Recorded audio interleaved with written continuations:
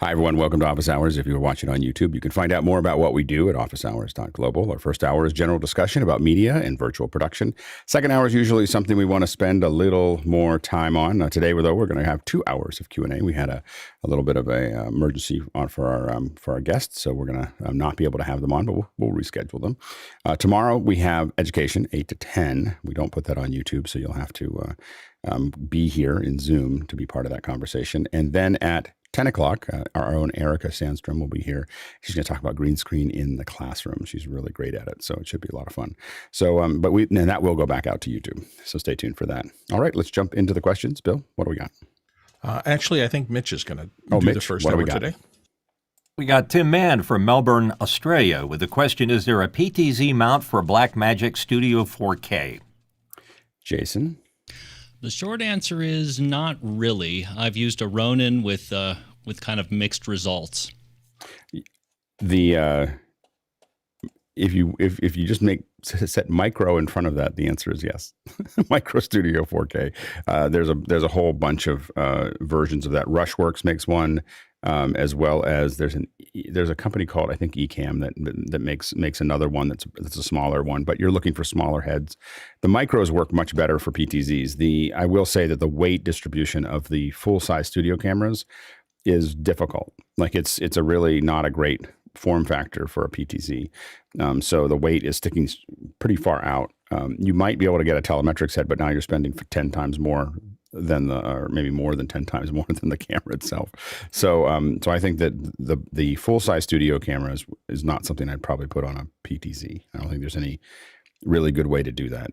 But you could use the micros. The micros go really well because they're really small and there's lots of little PTZ heads that'll work. Next question. Mark Steele from Orlando, Florida. Is there a cost-effective way to get the output of a USB webcam, say the Brio, into an ATEM Mini? Go ahead, Courtney. Well, I don't know how cost-effective it is, but you can. People have created a USB webcam input for a Raspberry Pi. Normally, the Pi uses its own camera interface, which isn't as good as a webcam like a Brio. But there are instructions if you look online to use a Raspberry Pi onto with a USB input, and then you could take the HDMI output out of that. But there's probably a lot of latency, and there's a whole lot of problems. It's not trivial. The other solution, you could get a stick PC. You can get these for around $100, and run Windows on it, and it has HDMI out, and you could run that into the ATEM Mini, and it'll take a USB camera in. Go ahead, Jason. Mark, if you figure out how to put this square peg in a round hole in a way that won't make everybody crazy, you will have my undying respect. But long story short, not really. Go ahead, David. Yeah, cost effective, not so much. There's a company called Inogeni out of Canada, INOGENI. They have a device called the CAM 300. It'll do 3 USB plus 1 HDMI in. It's like a sub switcher to HDMI and USB out. It's about $2,000. But there's that. Yeah. Go ahead, Bill. We dealt with this a lot in the early days of office hours because we were all trying to come in and we all started getting these switchers and we tried to use our regular cameras, and it turned out to be just a nightmare. And it got me to the point where I thought, just get a small Canon VC level camcorder. They have HDMI out. The picture is decent. And that's what I've done since then. It's just too much trouble trying to adapt a camera designed for a USB computer input into the HDMI input of an ATEM Mini. It's difficult. I will concur with you. It's so much work to do this, and it never looks very good. We've had people playing with this idea for over a year, maybe almost 2 years, and it's just, it comes up about once every 3 or 4 months, and we haven't found, we find a lot of good solutions, and we have not found a good solution for this problem yet. You're better off buying a cheaper camcorder, as was stated before. Next question. TJ Asher from Minneapolis, Minnesota asks the question, SpaceX recently had a live presentation about Starship. Please review and discuss. Go ahead, John. We all know what happened last night. The one thing I'm trying to figure out is that bong on Windows. I don't have PowerPoint on my PC, and what threw it back out to the non-presentation mode, that bong, and then it came up with the interface. And then whoever was running that got back right into presentation mode at the same slide very quickly that knew that keystroke. So something weird was happening with that last night. It was really uncomfortable to watch. Yeah, I mean, so there was the ring. There was some feedback, So basically, if you watch it at the beginning, you're going to hear that's just classic mic feedback from someone who hasn't rung the room or hasn't really prepared or wasn't really ready to do it.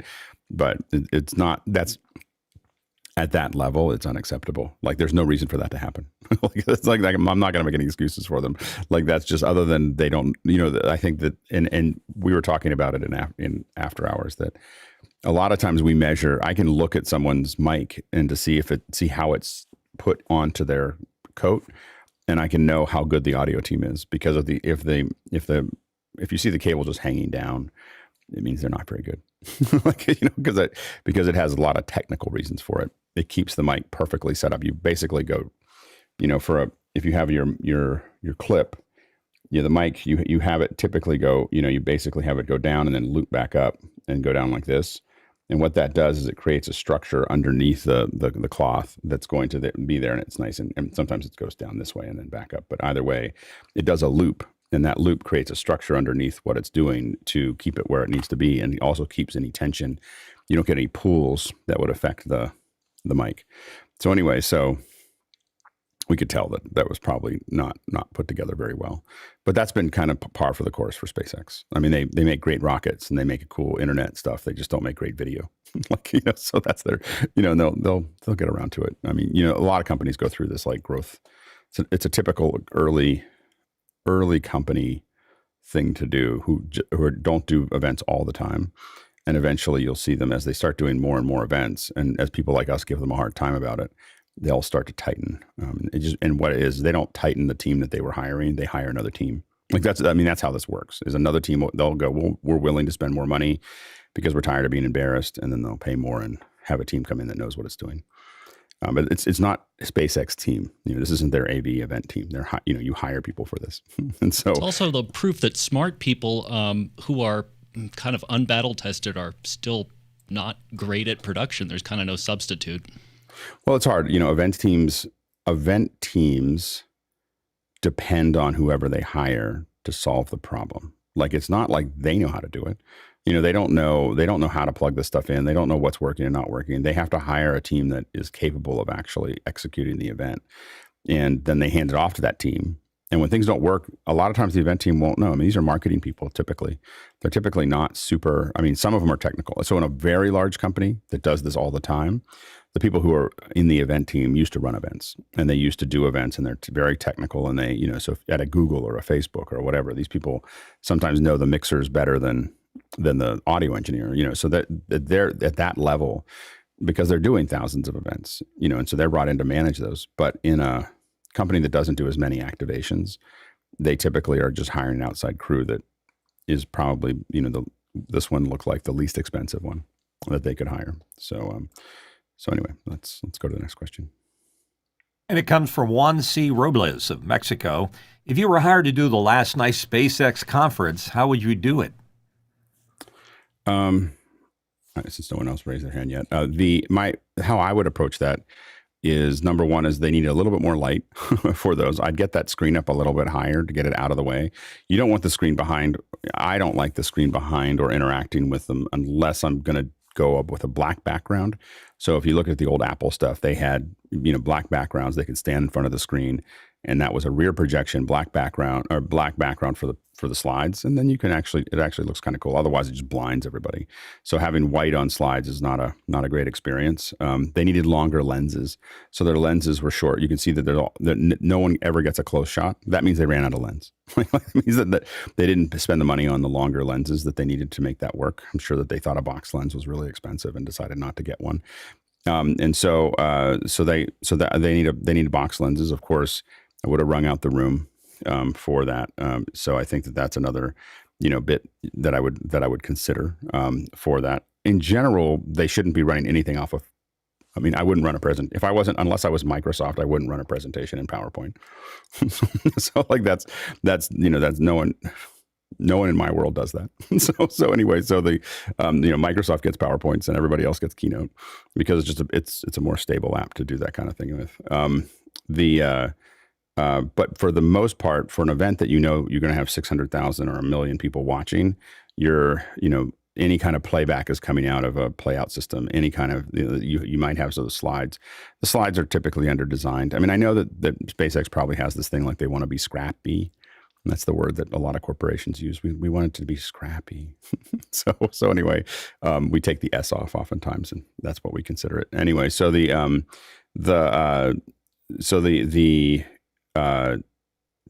so I think they're still in the scrappy mode of what they're doing, and but if they wanted to turn it up, it would look great. And I think I think that SpaceX is. I mean, I think it literally. I don't think people get that the quality of these presentations affects your stock price, affects how people feel affects your government negotiations, affects everything. Like how there's this, the distortion of reality that Apple has comes from spending tens of millions of dollars on those keynotes. So, like it's not, they're not messing around, and I'm always amazed at corporations who don't understand, and people who, like we've noticed, who don't, people who don't invest in their kit for whether they're presenting or being in meetings are, just giving up an awful lot of ground for no reason. Next question. From Douglas Carmichael, and the question is, the Supercomputing Conference has a new policy that most presenters must be in person. There's a link there. Is this holding back the tide, or does what they say have merit? Go ahead, Nigel. Lots of these very large events are very integral to the finances and the organization of the events belong to. And so while it may be holding back the tide, it's really important to understand that for those organizations, not having this conference completely changes the way that organization functions.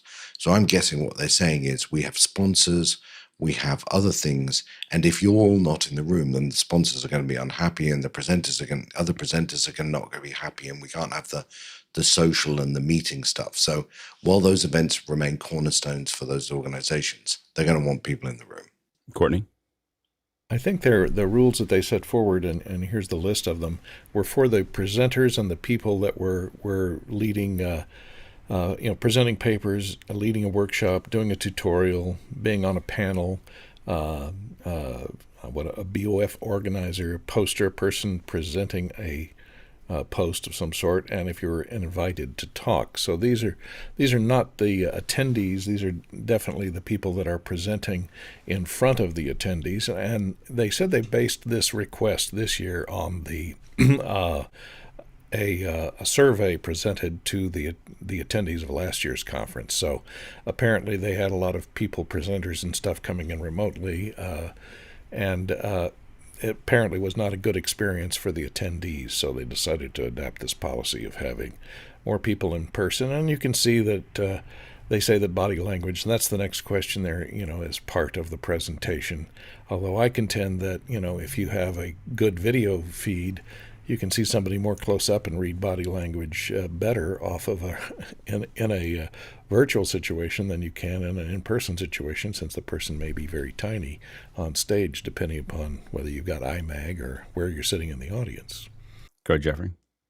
Yeah, I kind of like this. It's controlling the narrative of the conference. You don't have to worry about how the cameras are set up. You don't have to worry about individual internets that are going back and forth. You can set up a room that where somebody could walk around as opposed to sitting in a chair or whatnot, and not have kids run behind them. Some conferences just don't want to have that viralness of something happening, like the dog jumping up on the lap or anything like that. So plus it gives us an opportunity to do some travel, and since we've they've really worked on the protocols on how to travel, and there is stuff in place for that, it's a lot safer to do nowadays. So I think this is a good thing. It doesn't work for all conferences, but I think it's a good thing for this one. I think the part of the problem they have is that the draw of going to the conference is because those scientists will be at the conference, and because people who want to go, they want to rub shoulders with the person. Well, maybe not in COVID, but they want to be within 6 feet of the people who who wrote the paper or did the thing, and those are the dinners and the little get-togethers and the drinks and everything else. And so that is a pretty hard thing to replace. I mean, I think that from a presentation perspective, it probably doesn't make as much sense. I mean, we send kits out for these kinds of conferences all the time. So I don't think that if for a conference this size, they couldn't just support folks remotely. I think they're also trying to fight the trend of people like me who just won't go anymore. Like I just, I won't speak. Like I've had like now 3 conferences that have said like, hey, we'd like you to come. And I'd be like, I can come in over a screen, but I'm not coming. I'm not speaking at the conference anymore. Like that part of my life is over, and you'll have to pay me like a lot of money for me to show up, and so since most of them can't do that, so they, some of those have turned virtual and some of them haven't. But I think that the problem is that as speakers get habit, as they realize like, oh, this was much better from my house, or this is much better from my office. I didn't have to do all that flying. I didn't have to do all that stuff. I wasn't jet lagged. I've talked to other speakers that they're not quite as far along the path as I am, but they're definitely getting along the path of going to conferences as a drag, and they don't want to, they don't want to go anymore. They just want someone to come in over Zoom. Now that they've done these Zoom events, they just want to keep doing them that way. And that's, I think, what some of these conferences are trying to fight, because once they do it 3 or 4 times, they'll go, well, I just did this like 3 times before and it worked great. And that'll be almost impossible for conferences to overcome. Next question. I think Jeffrey had a response there. Yeah, Jeffrey, go ahead. Sorry, I missed you. No, I'd give my response, but yeah. Pardon me. Douglas Carmichael has another question. Candace Culhane, Supercomputing Chair, said that they say the vast majority of communication is nonverbal. If you reduce cognitive load with high-quality audio-video, can more of that communication be made available? Good, Courtney. Well, sure. I was just commenting on that. I think if people are remote and they have a high-quality video, I think the attendees can actually read more of their facial response and read more body language off them, although you don't see their whole body. I don't know. If you have a nervous tic and you're tapping your foot or wiggling your knee, that can be body language that you lose over a conference where you're just bringing a head and shoulders image into the conference. So it can go both ways. It can limit your ability to read body language, and it can increase your ability to read, facial responses. So it's kind of a toss-up. Good, Sky. Yeah, I'm going to refer back to the acting training that I was a part of. That eye contact is huge connection between the two people, and wherever you are focused is where your audience is going to be perceiving that you are ingesting information or you're contemplative about something. But again, Shakespeare, the eyes are the windows to the human soul. So that's where the quote I had heard was, it's an 80-20, that non-communication nonverbal is at least 80% of your communication. So being present, being aware, being involved and engaged, whether you're in person or over a camera, that's up to the individual, but that's a real thing. Well, and it's also the technical setup. So like we've done, and I will say, here's how this, what happens is like we've done what we call point-to-points for years. This is before COVID. So heads of state, CEOs of Fortune 10 companies, that kind of thing, they don't want to go to Morocco or to Singapore or whatever, because it's a huge draw for the company. I mean, these people are making sometimes tens of millions of dollars a year. They don't, them going for a jaunt for a half an hour presentation or an hour presentation does not make any sense. And so we would build up huge kits right next to their office, have a camera. And what we did is we made sure that we worked with the remote team to make sure that they got a great feed of the audience. And then one of the things we found is that if we drop the screen right below the monitor, we were using teleprompters, but it looks like they're looking over the audience. When we put the monitor right below the camera, it looks like they're looking right into the audience. And then when we build that two-way connection back and forth, they're able to talk to the audience, and it's clearer, and they actually have more authority in a lot of cases, because the audience, we had one where it was a former head of state, and someone was arguing with him. And how do you argue with a head that is like 20 feet high, going, hey, we're gonna close this down. like we're talking to him. It's really like a giant head, sitting there talking to you. So I think that it was very powerful, But once people started getting used to that, they were like, I don't want to go. Like, I don't want to have to fly out. And that's what these conferences are trying to fight, is the VIPs going, this is working and you should figure this out because I don't want to go. Go ahead, Jason. The only thing that I would add to this is Candace did not make this up. There is no longer debate about this within at least psychology. Now, there is quite a bit of question as to whether or not this has to do with cultures and how much it has to do with tonal versus non-tonal language. But long story short, like, the vast majority of communication is nonverbal. Like, this is a done issue. And if you're Tony Robbins, I think that makes a big difference. To be able to see your whole body, see your hand gestures. I would say that it's less important for scientists. Next question. It's from Morgan Price of Victoria, BC, Canada. Do the panelists have any recommendations for automating chat messages in the Zoom chat window? For example, an automated welcome message when someone joins a meeting. Go ahead, John. There is a chatbot feature that you can interact with an API. I'll post a link into Mukana and you can review that. But looks like people are sending custom messages to people who join. So we have, there's a chatbot we basically built. It was one of our little Isadora labs we built with L, and basically it uses Zoom OSC. And so basically what it did is it looked at it when you join. So Zoom OSC knows when you join, know when you're there, and basically it would take you and send you a message of, this is what we want. So it's not just a repeating message. It's literally sending you a direct message, giving you the information that you need. And it's doing it for each person as they come in. And it's simply, and we did that on the lab. Maybe we should do a movie of it or something of how to do it, but it wasn't very difficult. It was surprisingly easy to build. But it's using Zoom OSC and having it talking back to Zoom, and it worked really, really well. And so you can send messages, you can send repeats, you can send it every 5 minutes if you want to everyone, but then send a special message to each person as they enter. Go ahead, Bill. I've been doing a lot of walking lately, and it's interesting to me how Apple uses this kind of function. I didn't realize that I was breaking some goals in my consistent days of walking, but the app knows. And the app doesn't tell me that when I launch it, doesn't tell me that. It tells me that about 2 or 3 minutes into the process of getting ready to walk, which somehow the app knows because I'm triggering it on my watch. And the impact psychologically of that has been really interesting to me. I understand it's a bot. I understand there's nobody behind it, but that little reinforcement of you're at a new record now and you're breaking it has really been a pretty powerful motivator. So I think there's a lot of research and success in this area of providing feedback through an automated system that honors what you're doing.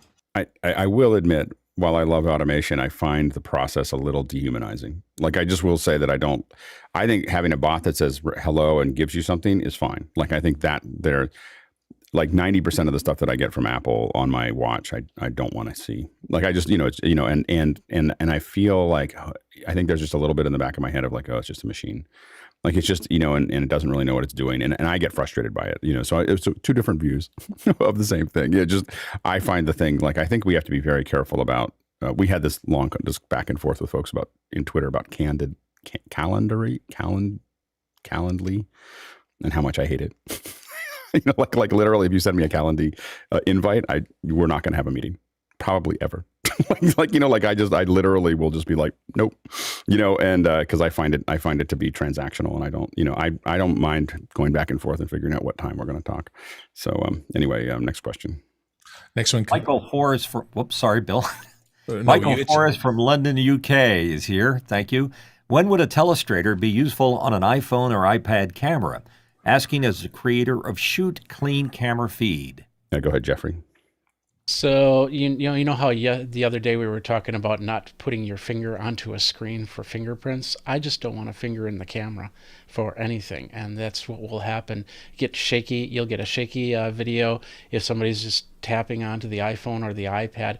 The only way that I could see this actually being functional is if iOS starts allowing external cameras, either a wired camera or NDI or something like that, to come in and then being able to draw on it, because then you won't get that shake or you won't get a finger in the camera. Go ahead, Courtney. Yeah, I agree that having the tablet that you're using for telestrating drawing on be the source of the camera as well is problematic.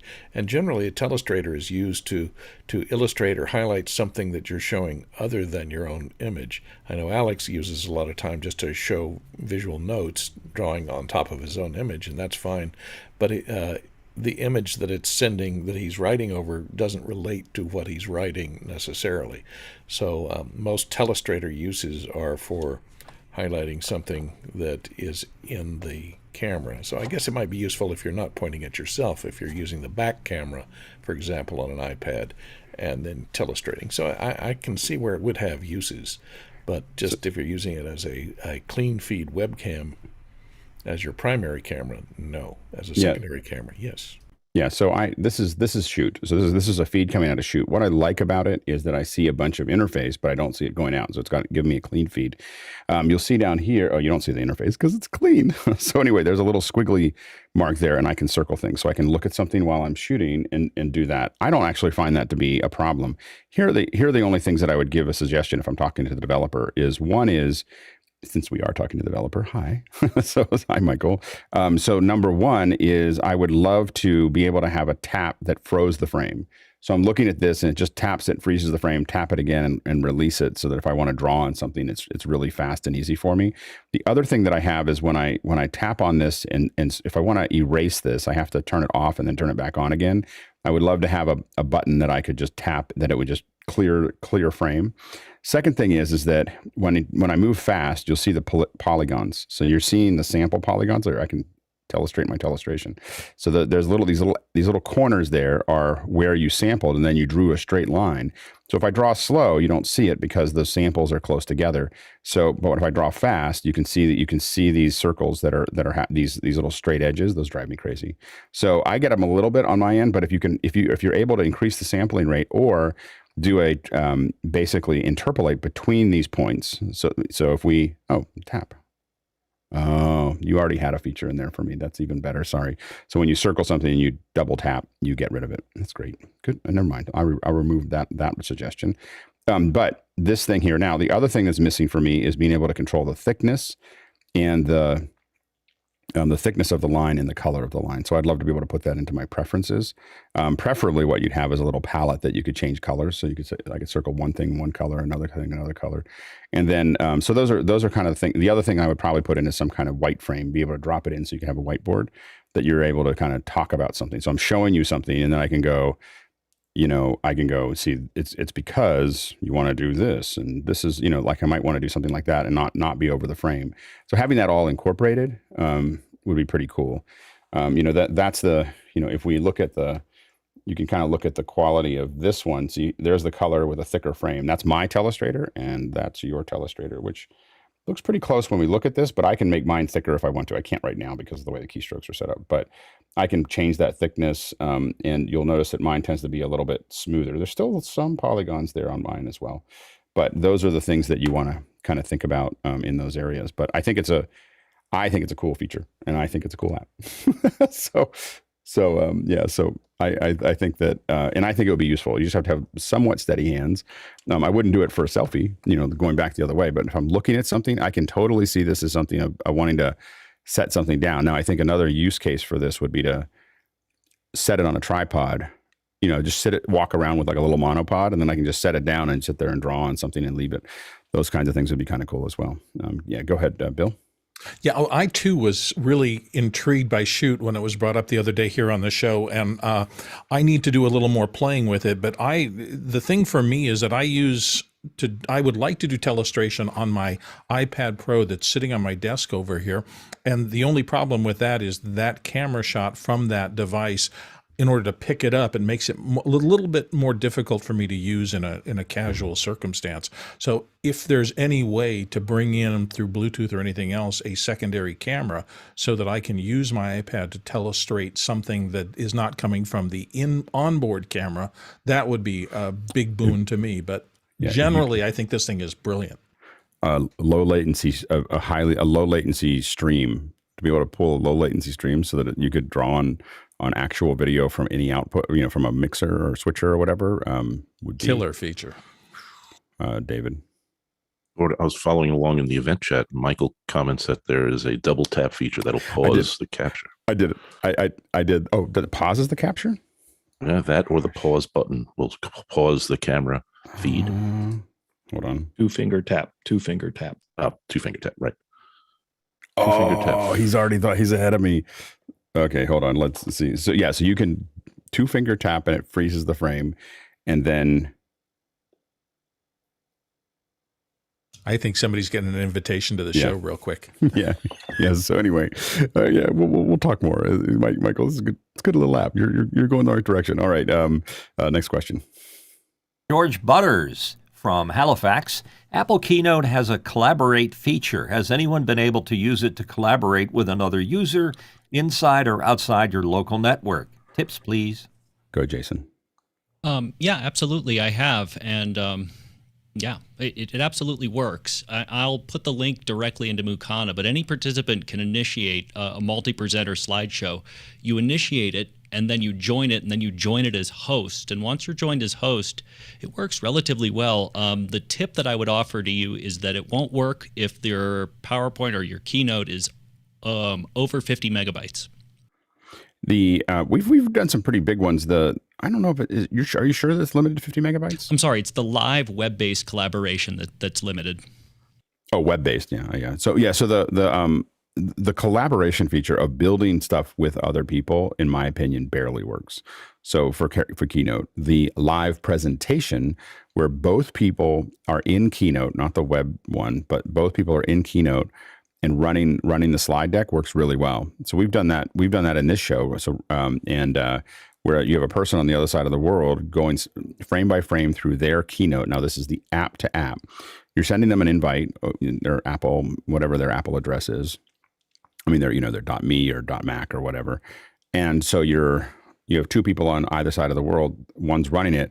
We've done that so that I can run. Ryan Summers did it a couple times because then he can run his on his own, and it's changing for an iPad here or a computer here that's going into my switcher.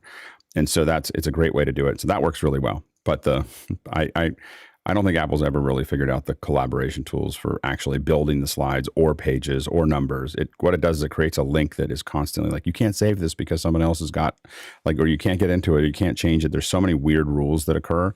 I'm sure that they made sense, but they make it unusable in my opinion. But the presentation stuff works great. Next question.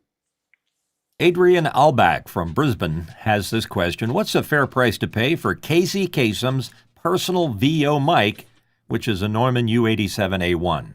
Nigel? So the answer to that is it depends how important Casey Kasem is to you. If he is a really important part of your life, then it's whatever you want to play. I've done 2 auctions like this in my life. One was charity, one was non-charity. The non-charity one was for Douglas Adams' keyboard, the one he wrote, the typewriter he wrote Hitchhikers on. Douglas is a big thing in my life. So I bid quite a lot of money, didn't win that, went for $25,000. It wasn't worth that to me. The other one was a charity with an author who was probably my second favorite author after Douglas. I did win that. It was for charity. I have to tell you, I paid 4 figures for that. So it was not cheap. And it's one of the best lunches of my lifetime. Go ahead, David. The current bidding price is $1,750. So, there you go. New one goes for about $3,000. If it were Gary Owens's mic, I would pay out the nose because he was my idol. But yeah, what Nigel said is true. Depends what if it has sentimental value to you and the provenance of it. Where is it being auctioned? Julian's Auctions. And when does it expire? March 17th. Yeah, because what'll happen is it'll all happen in the last 5 minutes. Everybody's got all these little things that you see right now are just kind of going in, and it's people who don't auction very often, but the people who auction all the time are setting their limit and what they're going to do. And so in the last 5 minutes, it'll go, my guess, I think we need to set a guess. What is it going to go for? What is it going to go for? I'm going to say $22,000. I'm going to say 15. I think it could be even higher. I think I might be shooting low, but we'll see. Anyway, so it's got the original box too. So I put the link in the okay, 25. 32,000. Okay, 32,000 with the original box. Yeah. So anyways, Someone's got to keep track of us and come back to this and let us know what actually happened. Go ahead, Mitchell. Well, David suggests you have to establish some provenance of it. And when you think Casey Kasem, you immediately think American Top 40, and then you think maybe the microphone was used on American Top 40. It's possible AT40 started in 1970, and that microphone, the U87A1, came out in 1986. So it could have gotten used. It could also be the time after he did AT40, because he took a 10-year vacation from it, then came back and did it until 2004. So here's the weird thing, is you're trying to determine the provenance, and that adds value to it. For example, if it had a dent on the side of it, you could say, well, that was when he had the great meltdown on air about doing another Shannon dog, obituary. Then it starts to add provenance to the mic. But I'm going to throw in that other than the used price of the mic at maybe around $2,000, I think we're pushing $3,000 on the value. But ultimately, it comes down to what are two people willing to pay for it or more. Go ahead, Bill. Yeah, I auctioneered at a lot of charity auctions at one point in my career, and it's really interesting what goes high and what doesn't. A lot of things that we expected to go did not. The things that really took off and went nuts were less things and more experiences. We had a parent in one of the schools that I was working with, and the parent was a Navy pilot who became an astronaut, and the item was that he would take you up in a biplane and make you throw up, and that thing outdid every other item auctions. People were not interested in buying things. They were interested in buying experiences. I call it the country club chat factor. Right. They wanted to have a story to tell everybody. So what's your number? What's your number? Yeah. What's your number? You got to guess a number. Yeah, how much? I'm going to say 6,200. Okay, Bill. Oh no, that's it. Okay, or David, you took it down. Okay, next question. And next question, Craig McFarlane from Boston. When sharing an iPad screen to an ATEM Mini, is there a simple way to adjust trim aspect ratio from 4:3 to 16:9? I don't think there is, actually. When you're using anything that's natively 4:3, now if you use something like Keynote will automatically go to 16:9 when it outputs. So it goes. When you go into presentation mode, Keynote will go to 16:9, and there's some apps that will know to go out of the HDMI 16:9. But anything that is just a screen capture will be 4:3. Go ahead, Courtney. I don't know. I haven't tried it, but could you use the DVE built into the software in the ATEM to zoom in on? You could, but it would cut it off. You absolutely could. You would have to trim it, obviously, but to get rid of the black bars. But if you wanted to crop it to fill 16:9, that's the only way to do it. Other than stretching, you could stretch it, but things wouldn't look right. Right. I think what he wants is to see the interface, but not have it there. And I think that won't work. I think you could cut it off. You're absolutely right with the DVE, but you would need to do that, or you're going to see it. But you'll lose stuff if you cut it off. Next question. And it comes to us from Tim Mann of Melbourne, Australia. What is the signal flow for a conference monitor? Go ahead, Jason. On the shows that I've done, assuming by conference monitor, you mean, monitors on either side of the stage that will, show you some customized switched feed of what's happening on stage. Usually it just gets its own cut bus and, sometimes its own dedicated switcher operator to, decide which shot is the best for the live audience. Yeah, go ahead, Courtney. Yeah, usually the conference monitors are for live presentations, and if they're doing a PowerPoint presentation, usually the output of the PowerPoint that is going on the screen behind the person is also put on the conference monitor, so the person doesn't have to turn around and look at the screen to see what he's presenting. Also, they're used for teleprompting. You can put the teleprompter feed in there. So they're usually running through a separate switcher, and they have their choice of either putting slides that are behind them on the conference monitors, or if somebody is coming in, for example, remotely, so they'll put the image of the remote person coming in on the conference monitors in front of the person so they don't have to turn over their shoulder to look at the person that they're talking to remotely. Yeah, oftentimes the second screen in your Keynote or PowerPoint is what's going in the conference monitor, so all your show notes, your other bits and pieces, those types of things often go down into that lower conference monitor as opposed to what's actually showing. I mean, you'll see what's showing because it'll be two windows there, but you'll see the next slide, you'll see the the notes that you have for that. A lot of the better ones, when we're doing larger events, are coming out of some version of a switcher. Now, that might not be an ATEM. It might be some kind of, variety of compositing tools. And the reason we do that is because we want to put timers and notes and all kinds of other things that we want to add to it. So it's a composite frame. And that oftentimes becomes part of a larger system that is oftentimes run by something like a Spider or a might be Resolume or a variety of other things that are handling multiple monitors. And the main thing that does is it allows the monitors on the outside can be different things. The one that's down below them is different. All of them are running from different inputs going into the system. So the system, the way something like a Spider works, and I don't know if it's, we used Spiders in the past. There's a lot of different ones. I'm just using that as an example. Is you've got a big canvas and you have all your monitors sitting on top of that canvas, and you say, okay, I want to put this video into this one and this one and this one. So when that operator is hitting it, it's just changing all the monitors, and they can keep on routing things differently for what's needed. And during rehearsals, they figure that out. Like, what does the speaker want? How do they want it to look, and what's going on? And so that's kind of the industrial version of that process. Go ahead. Did I misread the question? I thought it was a conference monitor, not a confidence monitor. I read it. I think we started talking about confidence monitors. Right. Yeah. Yeah. Go ahead. We were talking about the wrong thing. Well, there's a whole bunch of information about a confidence monitor, just in case you needed it. The same thing happens with the conference monitors, which is that they're usually run by a system that's designed as a multi-screen system. So, and there's lots of tools that do that.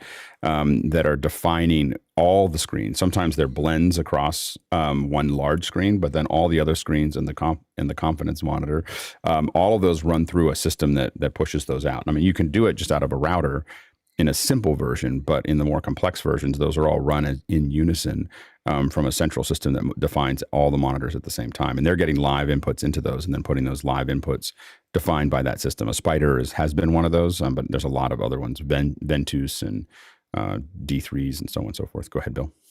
Well, that's what I was going to point out, the difference conference and confidence. I will say that there's another engineering aspect that we sometimes talk about confidence monitors, and that's a monitor that is highly calibrated so you can be sure that the colors are accurate and the engineering aspects of your signal are as you want them to be. That's a little different than something just for looking at content and making sure the content workflow is created correctly. Yep. Next question. I have confidence that the next question comes from me, and I'm asking, looking for a way to hook my Studio Technologies 205 into my M1 Mac, which hosts Unity. To use Dante, would I use a virtual card or the Audinate Dante Avio, I should be able to read this, USB I/O adapter? Would this show up as an audio source in Unity comms? Go ahead, Jason. Can't use the virtual sound card because it will not work with your M1 Mac, at least not at present. But even if it did, go with hardware. Go with hardware, please. Well, you have hardware. So what I will say is the 205 has a Dante chip in it. So you will have that piece of hardware that clocks everything up. But what Jason said is true, that you can't, you are in a position where the virtual sound card doesn't work. So you would need to have those outputs, and Unity should definitely be able to see it, on the I/O. Next question. And this comes to us from Nate Nicholson in Wake Forest, North Carolina. Caught the second hour about building teams after the fact. As a follow-up, how would our panelists do to be a catalyst of growth in their local labor pool, both in quantity and quality of technicians? Go ahead, Roscoe. I'd take on some nonprofit projects if you just wanted to see who could do what. And, not that nonprofits should have any less standards than corporate work, but sometimes you can, just people will do the work for their heart. People will come and donate their time. And so therefore you don't have to pay as much to figure out who's a technician. As far as quantity, you got to go through and scrape your local churches, your local schools, and see who's there already doing the work and if they're available locally.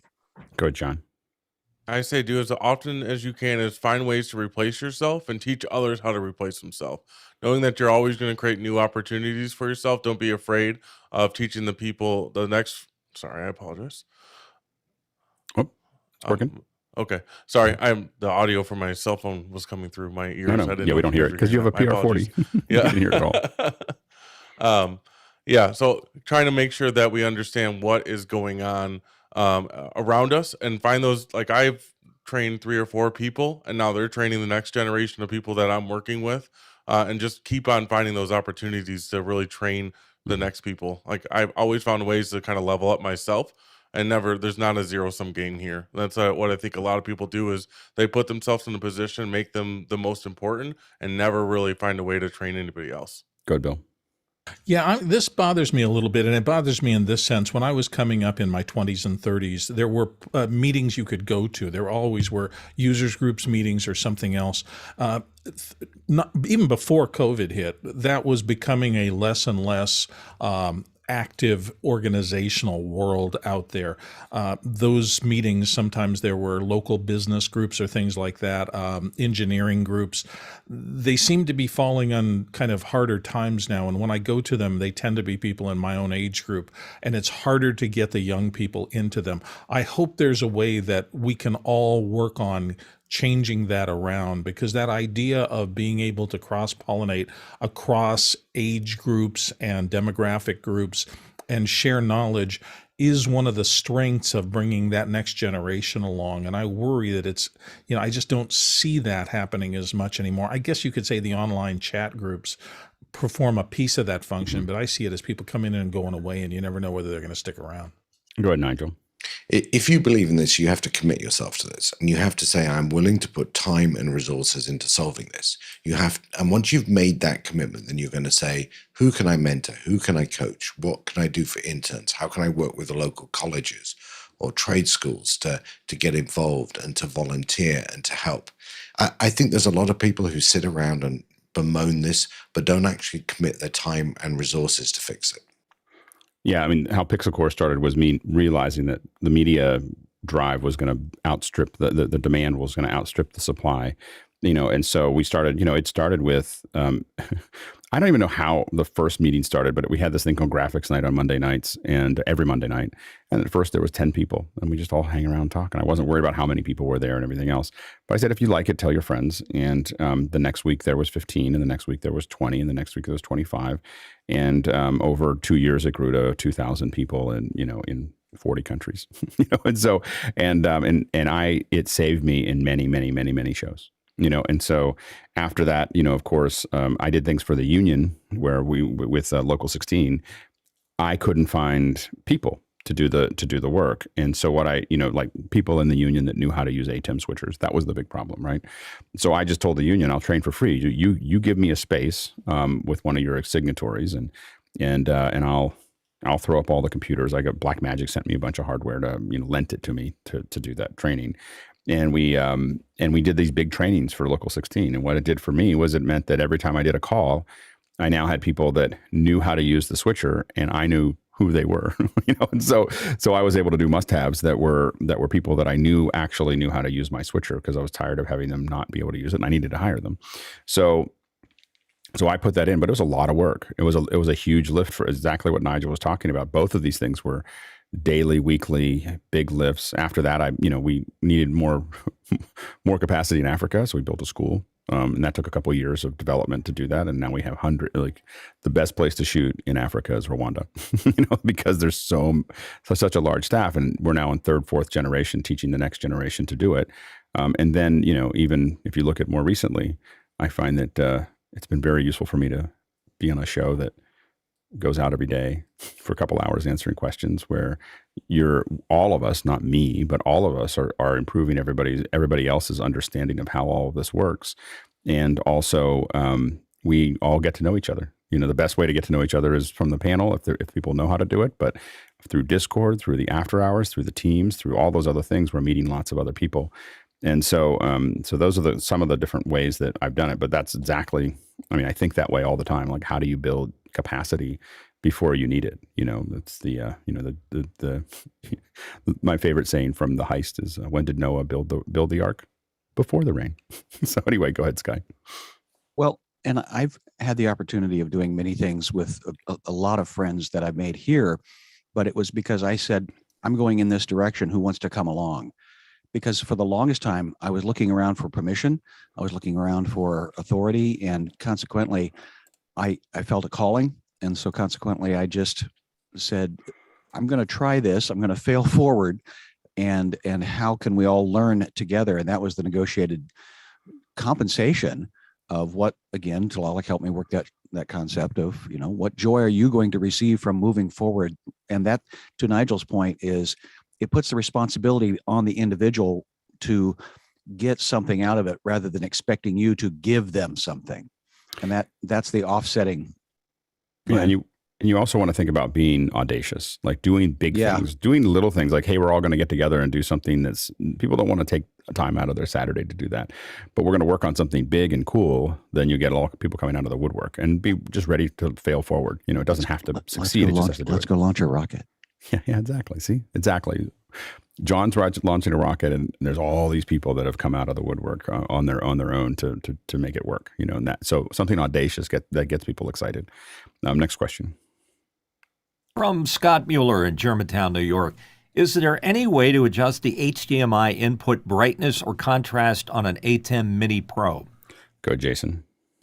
Unless you have a Blackmagic camera connected to it correctly, the short answer is no. Of course, you can always use one of the interstitial boxes and impose a LUT there. You're going to lose a frame, but that will work.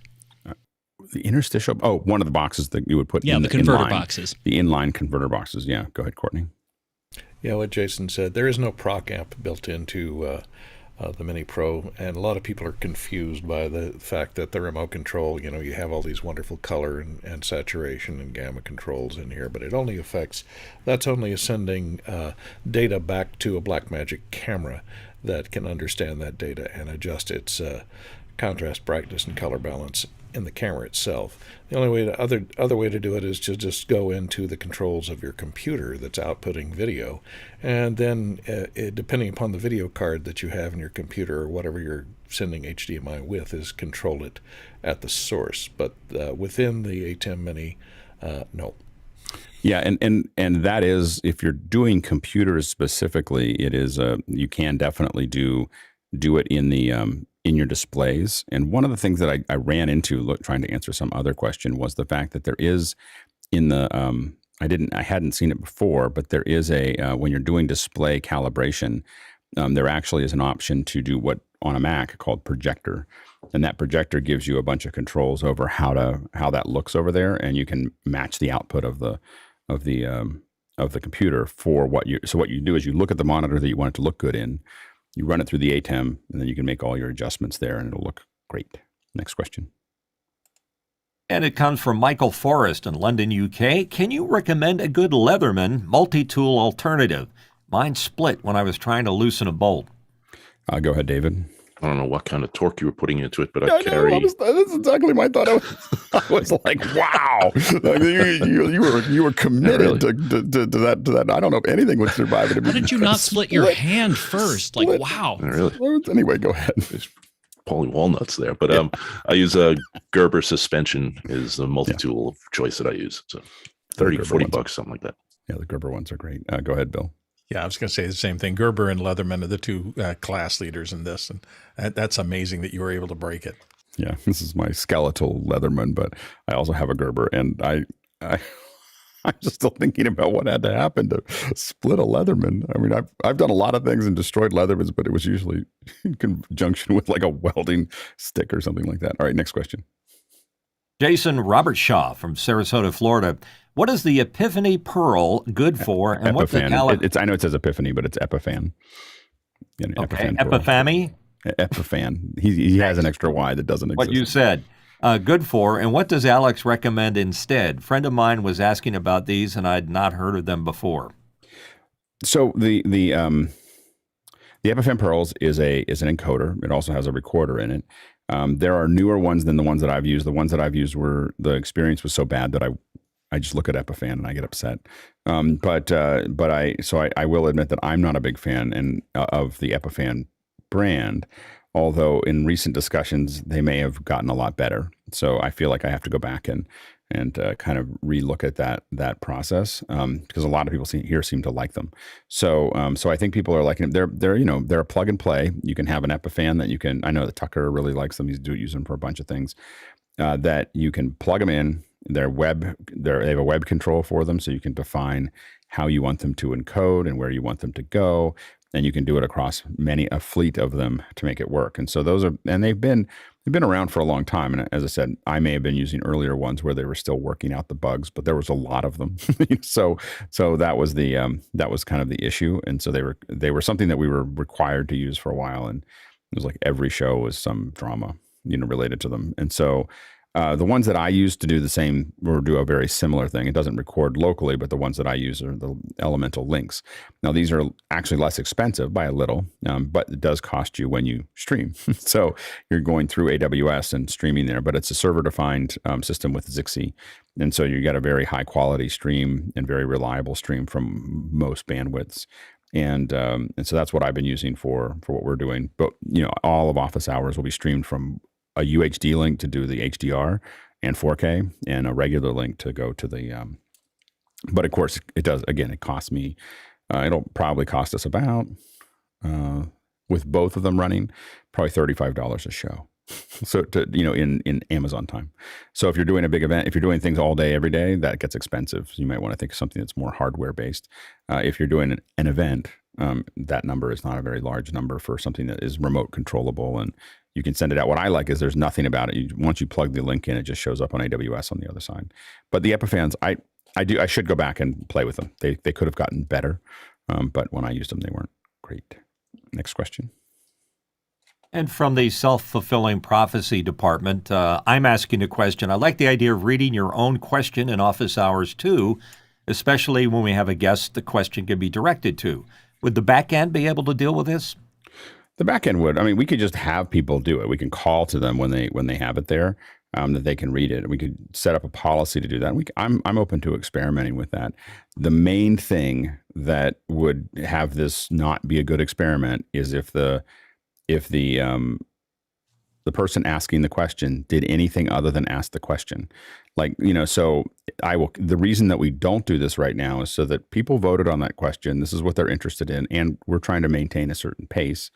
The reason we don't do read questions is because I grew up in the events world, and I got to watch open mic questions for years, and they are a little part of hell of watching people run around the house 10 times without any guidance or plan or anything else because they have something that they want to say, and then asking a question that no one cares about. Like, that is what happens. That, like, in my head, when you give people open mics to ask questions, what happens is they get a whole bunch. Like, what I'm afraid of is that we'll get a whole bunch of new ideas of what we want to ask, or now we want to dig into it, and it just is like, so I'm open to doing it. We just have to be disciplined about how we use it, because it'll frustrate our viewers, for them to see a short question and have it turn into something that's drawn out. But it's not that the panelists have ever done this, but that I just grew up with hundreds and hundreds and hundreds of events watching people spew out of those mics, and I persuaded very large organizations to get rid of the mics forever by giving them a question and answer system that they suddenly saw like, oh, this is way better without those mics, and they just got rid of them. I mean, these are giant global organizations that have learned not to do this. Go ahead, John. I feel the same way. I feel like anytime you have an open mic, you're going to change a little bit. You're going to add a little bit of color. I think the show flow changes dramatically anytime you change it from a third person reader to someone you're going to ask a question in a moment. I do like the idea of having the panelists, have a discussion with the someone that's there. So I'm not against it 100%. I do like the idea that the panelists would not just be sitting here watching us talk to a guest, but be part of that conversation and get the opportunity to ask that question. I think that might be something that's part of the benefit of being a panelist. So I don't want to turn it off completely. It would just be, I just want to say that my concern is that that the panelists will just have to be disciplined. They just need to ask the question. I'm not saying that they can't even discuss something. Maybe they bring something up and they go back and forth, and that's a great thing to do. It's just that I just want us to be careful of this. I just know where this can go, and that's the thing. That's the reason that we think about it. This is a better Sunday question. We'll move on, but that's as far as I want to go on during the week. If you want to ask it again, we can talk about it for half an hour on Sunday. Now, next question. Next question from Tim Mann of Melbourne, Australia. Is there a log for Blackmagic ATEM Mini Pro ISO? Mine locked up during an event yesterday, which resulted in lost footage. Go ahead, Courtney.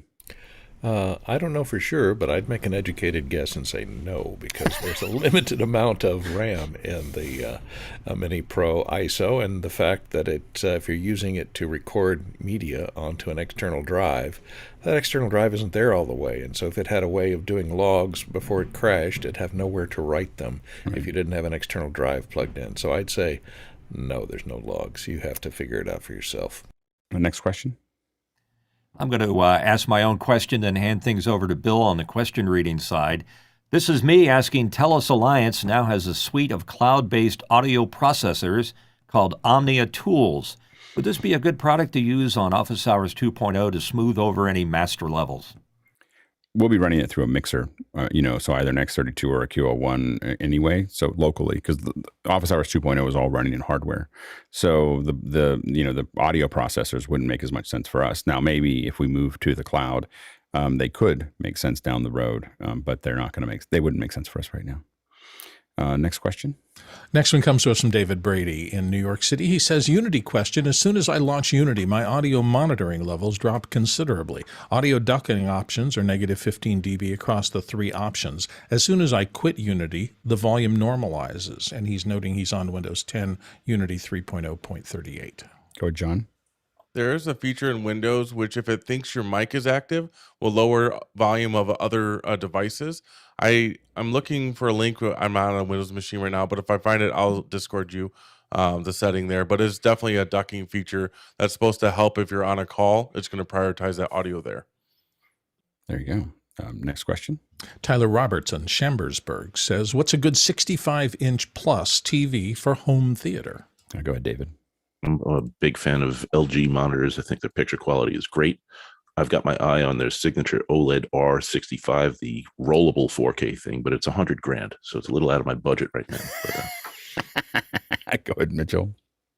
Yeah, the interesting thing about that is that probably there's only 2 or 3 major panel manufacturers out there to make them that size. So the only thing that the manufacturer that sells it adds to it is the electronics and any kind of tweaks. So LG is a good one. I agree. Samsung has some nice ones, but Sony's my favorite. Near and dear to my heart. Go ahead, Sky. Panasonic used to be the color accurate for doing color correction if you didn't have a big giant Sony or something like that. But for a home use, I went to Best Buy and did a lot of my research on the TCL monitor. And again, this was a few years back, but it was value for money. It was a great experience. Yeah, the value for money for the TCLs are pretty good. The quality of the screen is okay. It's not, but it is, you're absolutely right. We have TCL. We have a lot of different monitors in our office. I would say that the image quality on the LGs is the highest of what we have. I don't have any Sonys. I feel like a lot of times they're, I have Sony production monitors, like some nice production monitors. I don't have the production home monitors, mostly because I feel like the Brio line is overpriced for what it does. The Samsung, we have a lot of Samsungs that we like. And I even like I find that the image quality on the Vizios is acceptable. It's a very acceptable thing. It's not as good as the LGs or the Samsungs, but it's a lot less money. And so if I was going for cost per performance, I would tend to lean into a Vizio over a TCL. They'll have Vizio do 65s? That big? Yeah, I have a 75 right here. so yes, they do. It's like right next to me. I keep on meaning to move it. So because it's been behind stuff for years because I put my studio in front of it. I had it for like a month and it's been sitting dark for years. Anyway, because it's really hard to take off the wall. 75 inches on the wall is like I have to break the whole studio down, bring 2 people in, and so it just sits there. So anyway, so I find the Vizio very acceptable. If I was going to buy one for no money, is not no money, but under 10 grand, I would get an LG. But then otherwise a Samsung. Those are at least my votes. Next question. A. Mitchell's in Washington, D.C. With Marvel's original shows soon to leave Netflix, does this change anything? Go ahead, Courtney. Yet it adds a whole lot of money to Disney Plus subscriptions because that'll be the place you get all your Marvel shows now because they own Marvel. So that's the ploy. That's why they're pulling them off of Netflix, is to drive subscriptions to Disney Plus. So. Yeah. Go ahead, Sky. Yes, and I found myself watching the Apple Plus exactly, because they had content that I was interested in because it was good quality and intriguing. Now, the Good Morning Show is turning into a bit of a soap opera, even its second season, but it's very dynamic.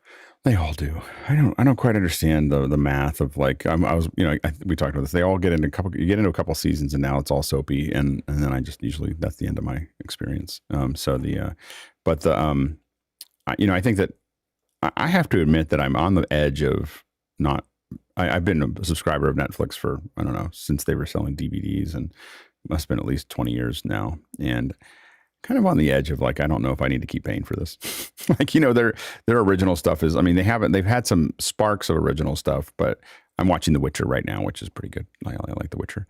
But they have some sparks of good stuff, but overall, I don't know. I find myself so infrequently going to it unless there's something I need that I'm like, I don't know if I need to pay for this anymore. Just because there's so many things I have to choose from to that you're the subscription part. And I don't think that they're hitting the mark very often. They've gone kind of wide without a lot of great, even their big ones. You're like, well, that was Red Notice or whatever was fun, but I don't know if I need to do that. So I'm kind of on the edge of where I think they had some great stuff a couple of years ago, and I feel like they've just gone so wide that I don't know if I need to. And I think that's going to be a challenge for them. David Letterman's coming back.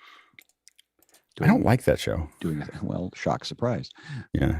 I'm sorry. There's something about, I love the David Letterman show. His interview show makes me very uncomfortable, and I don't know exactly why, but it's just the way it's shot and everything else makes me, I don't like his beard. It's the beard. It's the beard. I don't like too much hair. There's just something about the show that I just find myself not wanting to watch it. And which is interesting. I love interview shows. I love David Letterman. I've been to the David Letterman show. Like, I love it so much that I've been to it when I went to New York, I would try to get in, so I think it's a great show, and I think he's a great comedian or a great host.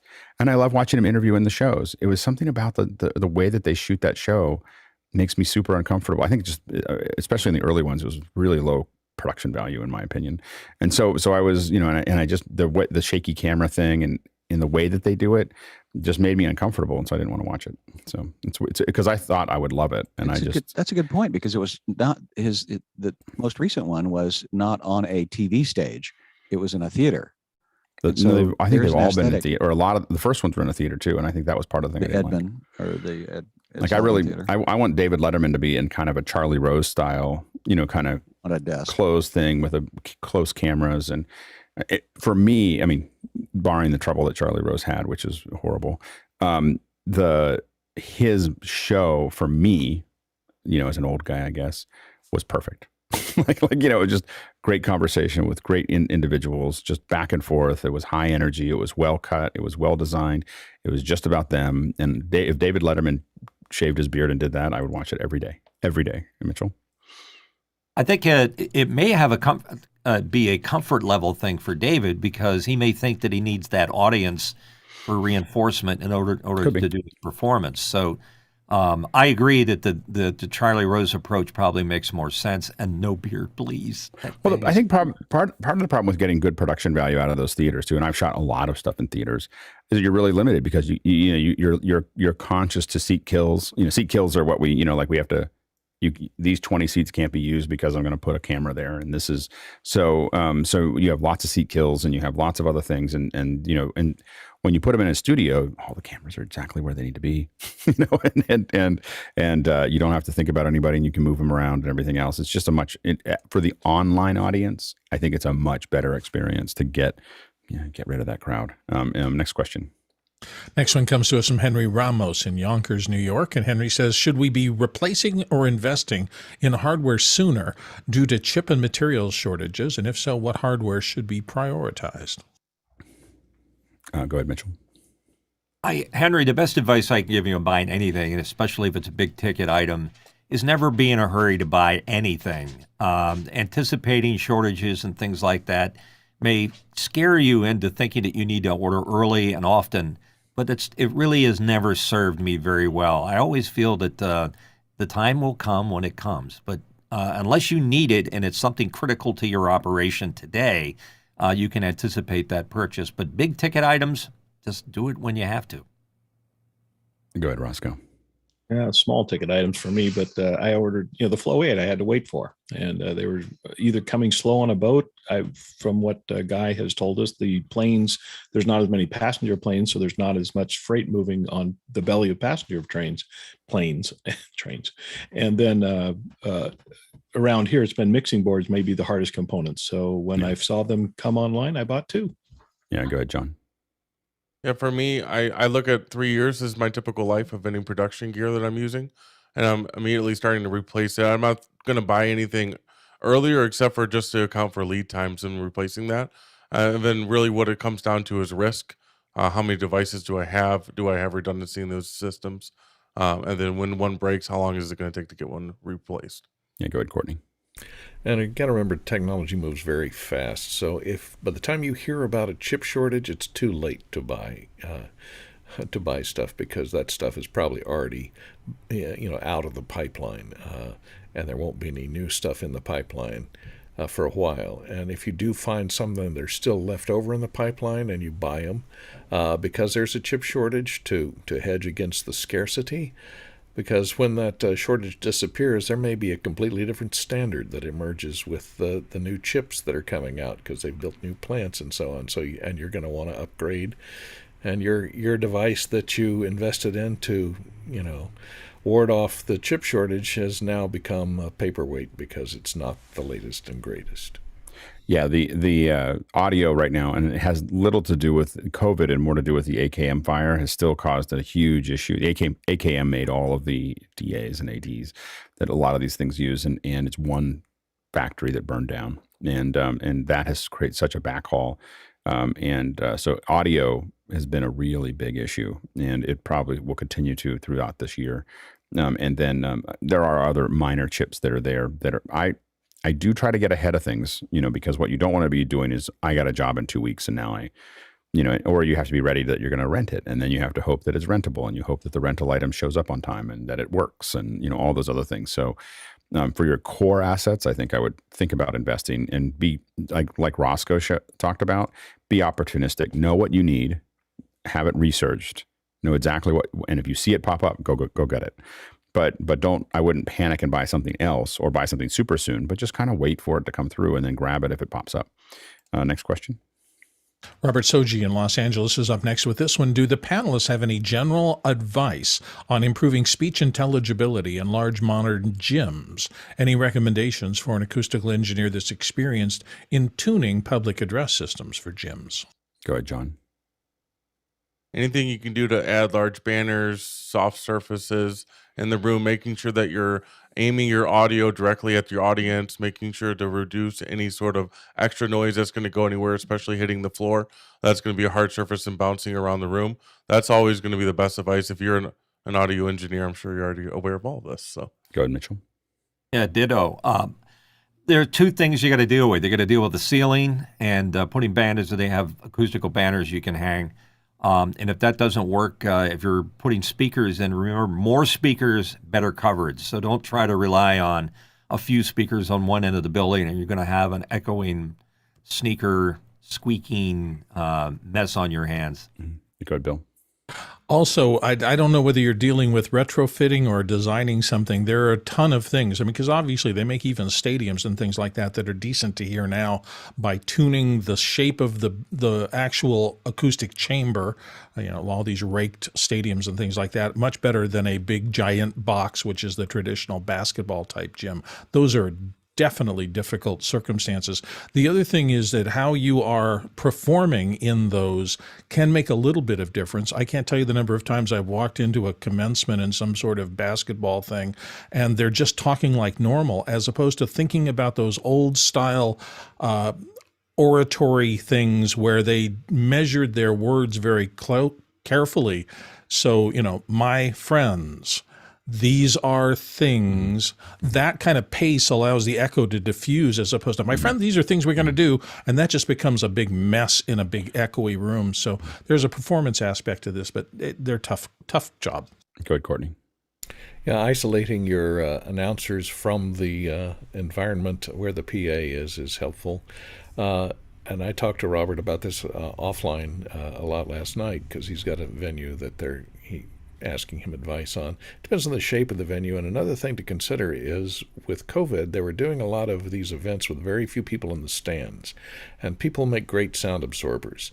And if you've got staircased concrete stands with flat bench seats, they make little echo chamber traps out there that capture the sound and then send it back about a half second later.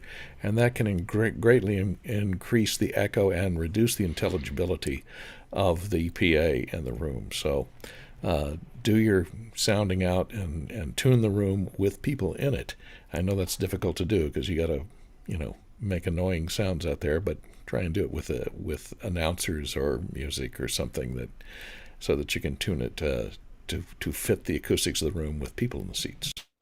Yeah, we had to do this for a venue that had, it wasn't a gym, but it definitely had these risers that were there and on either side. And what we did is we had the speakers, and I can't remember exactly what the cadence was, but it was like 30 or 40 feet. And they were going down a center piece that were, if you think about the risers out here, and this is the center of the room, the lines went down here, and then we had speakers, at this some I can't remember what they were. It was a long time ago, and we aimed those speakers right at the heart of the riser, so just right in the center of that riser.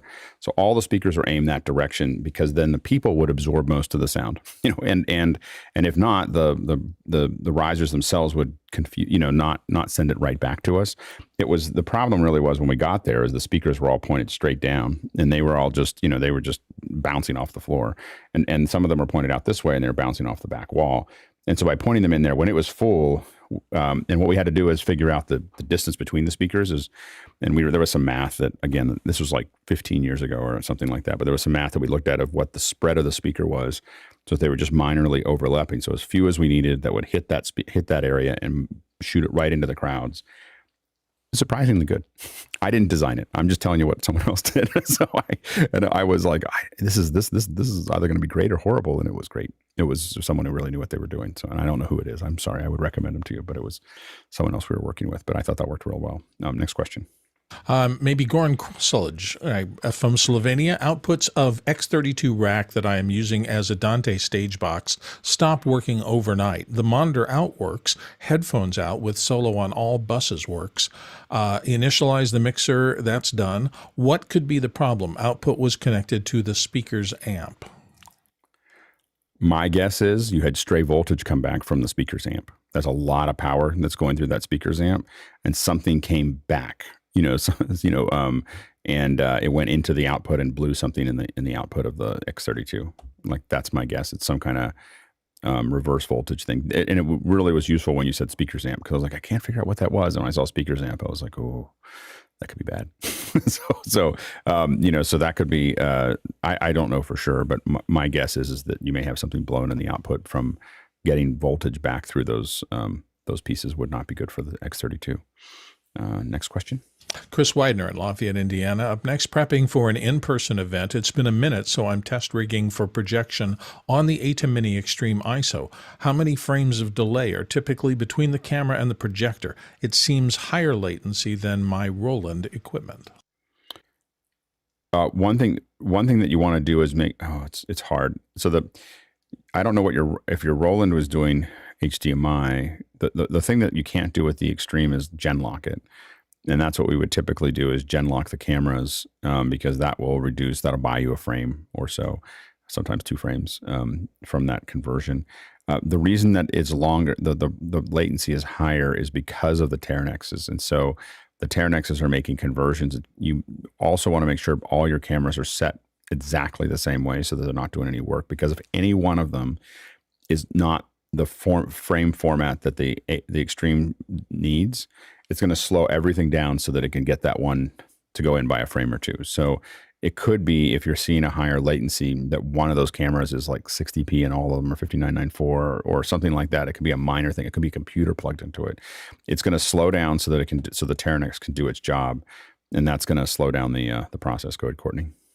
Yeah, I'd say typically 2 frames, and it may make a difference whether you're using DVE effects or not. That may take another frame or so. Yep. Mm-hmm. Quite possibly. Next question. Scott Mueller in Germantown, New York, is reflecting back on his earlier comment. He says, I realize that my issue with the ATEM contrast and brightness is actually the USB out into my Mac. Is there an adjustment app I can use on the Blackmagic USB before Zoom, or is there a better way to get HDMI out from the ATEM to my Mac? Yeah, so this is a common problem that we've had in the past. A couple things that I've noticed is one is that the contrast is in Zoom, not coming out of the ATEM. So when I look at in the way you can tell is open it up in Zoom and then open up QuickTime if you're on a Mac. Yeah, it is Mac. So open up QuickTime and set your ATEM as an input, and you're going to notice that your black levels, everything else, are much different in QuickTime than they are in Zoom. And so Zoom is punching this. It's not. I actually don't think it's the ATEM that's doing it because of the experience that we've had by opening QuickTime and putting it next to Zoom. Go ahead, John. I would say also the possibility of just using a capture card and then use that HDMI output and see if there's any difference for you. I'm testing that at home right now. Yeah, you could use that, or you can use another way to do it as a web presenter. So the new web presenter might be another way to do that. It does seem to treat the ATEM differently, but I don't have 100%. I'm not 100% sure what the cause of that is. Go ahead, Courtney. You also might be able to run it through a video assist, and where you can apply a LUT to it on the way out. But a web presenter or the web presenter, I don't know. Does the web presenter allow you to apply a LUT on the way out? I don't think it is. I don't think it does. But that would be to make this really complicated. You'd run it out the HDMI out of the ATEM, and then you'd run it into a LUT box, and then run it into a web presenter.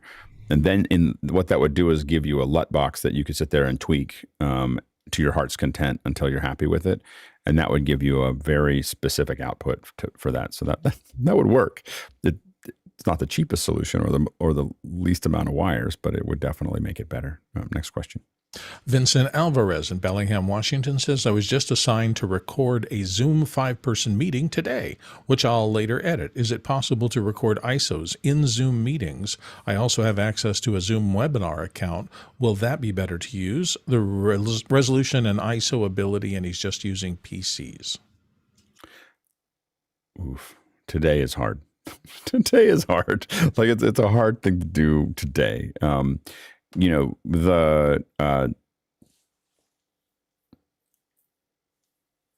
think that what I would probably do, because I think you're going to kind of have to bunt on this. Like there's not a great solution for all the ISOs, unless you can get up to Zoom ISO really fast and you have the hardware to get Zoom ISO to work. So you would need the multiple HDMI outs and so on and so forth, and have something to record. The other way that you can do it is I believe that Zoom will let you record both. When you go into the record settings inside of Zoom, you can say, I want to record the gallery and the speaker view. So you can record 2 video feeds in Zoom. You want to record them locally, not to the cloud. They'll be higher resolution. So then you can record. No, I think for the multi, I think you have to do it in the cloud. I haven't done it for a long time. But that'd be one way that what you want to do is get at least the gallery view and the speaker view. That way you can cut back and forth with who's talking, and you could go to the gallery view until the speaker view corrects itself to the new person, and then go back and forth. And it would be not horrible, but not great either. Go ahead, David.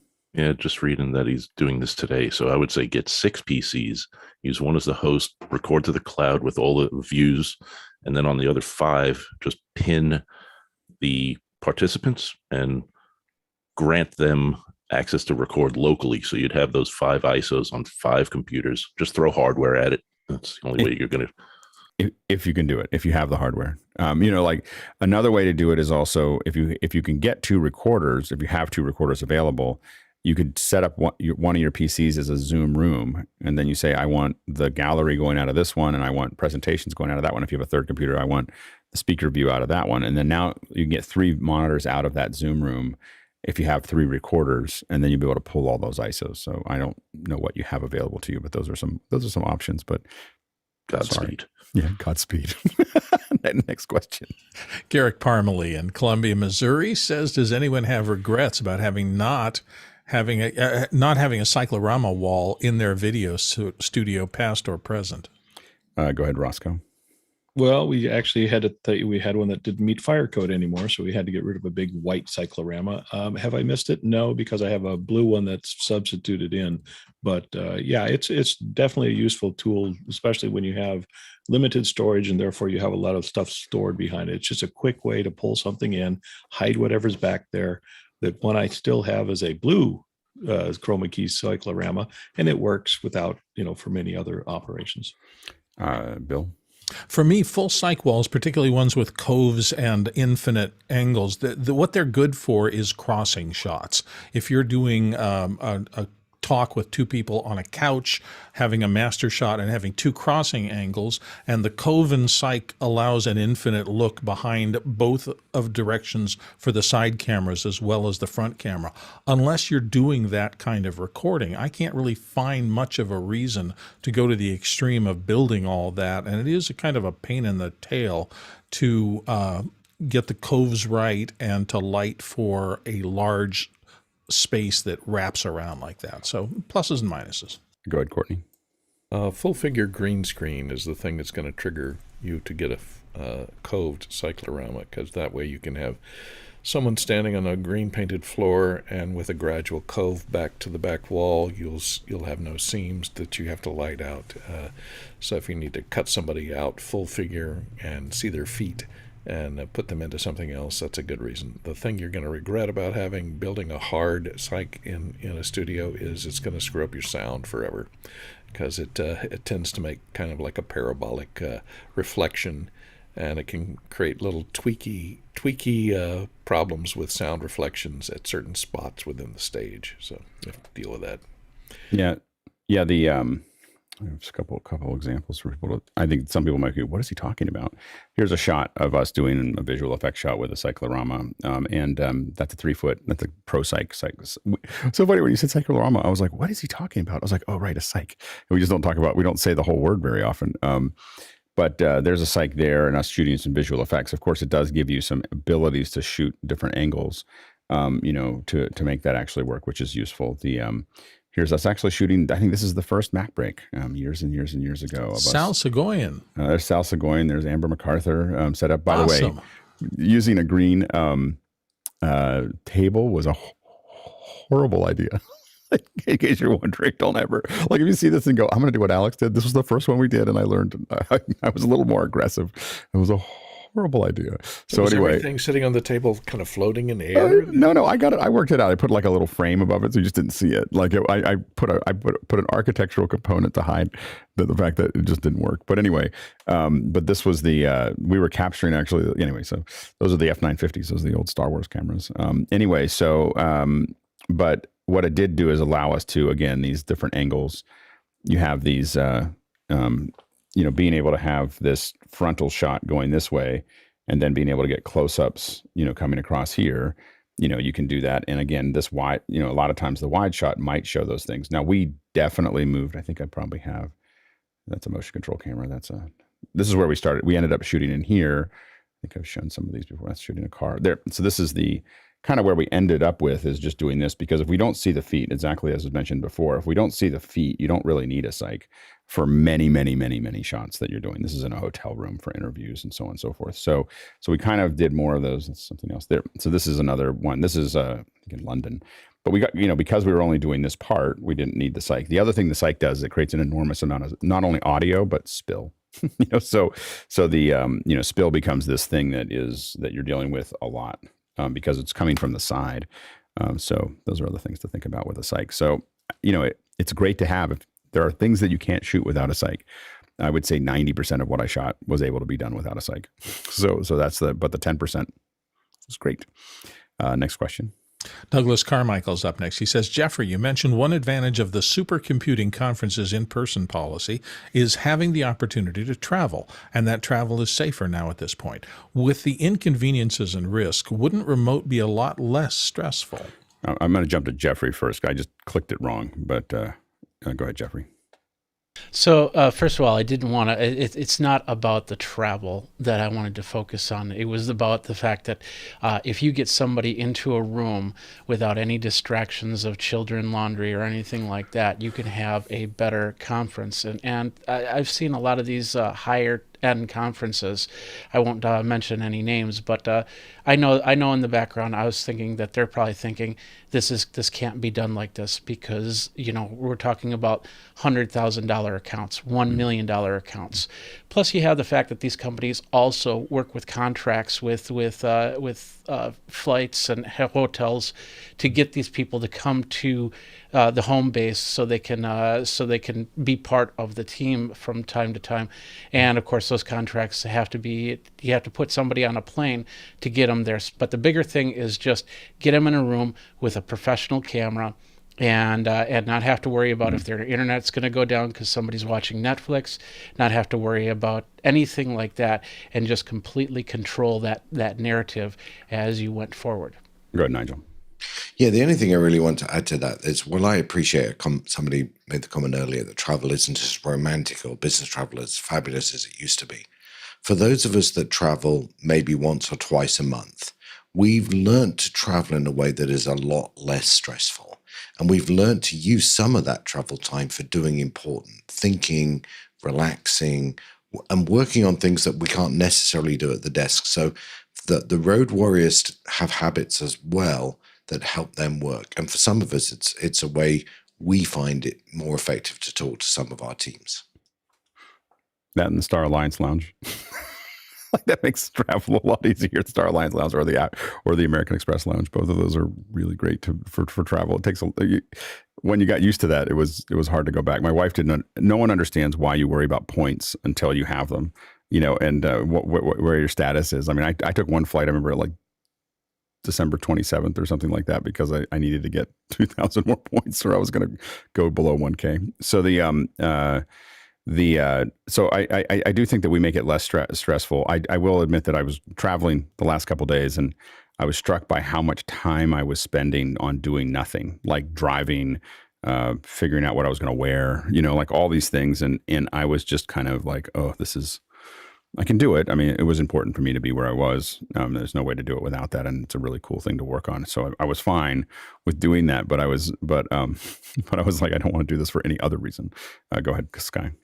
I think the most stressful is that they put the USB connectors at the airports, not rather than regular, pronged power, and they're all worn out. That they're worthless. So that's stressful for me. But otherwise, the connectivity that we have with Wi-Fi, with your laptop, with your phone, your mobile devices, that's I used to commute from Seattle to Burbank weekly, and yeah, you're right. Those lounges, when you're traveling that much, those lounges are precious, quiet spaces.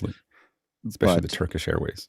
If you've never been to the Turkish Airways one, highly recommend it. It's the best. I mean, it's the best business lounge. I heard Narita is better. Lufthansa's, yeah, I heard Lufthansa anyway, can do well. You do a whole hour on that. So